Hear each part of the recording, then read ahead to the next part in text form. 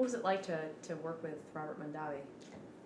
Well, Robert Mondavi in the 50s, when I was planting grapes and they were only $30 a ton. Now the standard varieties were $30 a ton, $35 a ton.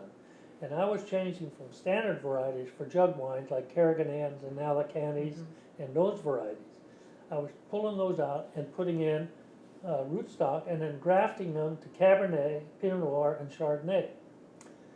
Unfortunately, I was too far ahead of the industry and the consumer because there were no sales for varietal grapes. And for the first few years, up until the early 60s, I had to sell them to the larger wineries for just vin ordinaire at $35 a ton, which was not a very good deal. And then, in the early 60s, Mondavi and Winty came up because they were making varietal wine. And what got me to plant varietal wine was I went into the market and vin ordinaire was selling for 59 cents a bottle and varietals were selling for $1.05. So I said, I want to grow grapes for varietal wineries. That's what tended me to change. And I thought the future was with varietals. And then we have, where we're growing grapes, have perfect climate for these varieties. You couldn't ask. I've traveled the world over and I haven't found a place that is better for growing varietal grapes than Mendocino County. So I knew that, and Winty and Mondavi agreed with me. And so the Winty family came up, and Mondavi's while I was planting, and they said that they thought they could use some grapes.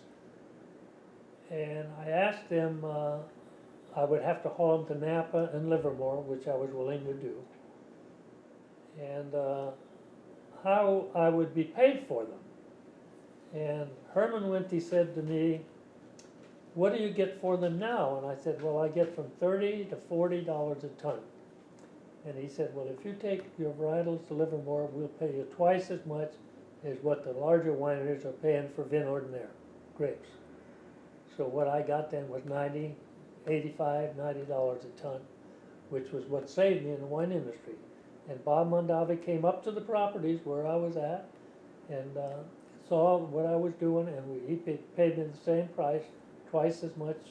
So instead of getting $35, $40 a ton, I was getting $70 and $80 a ton, which kept me in the wine business. Yeah.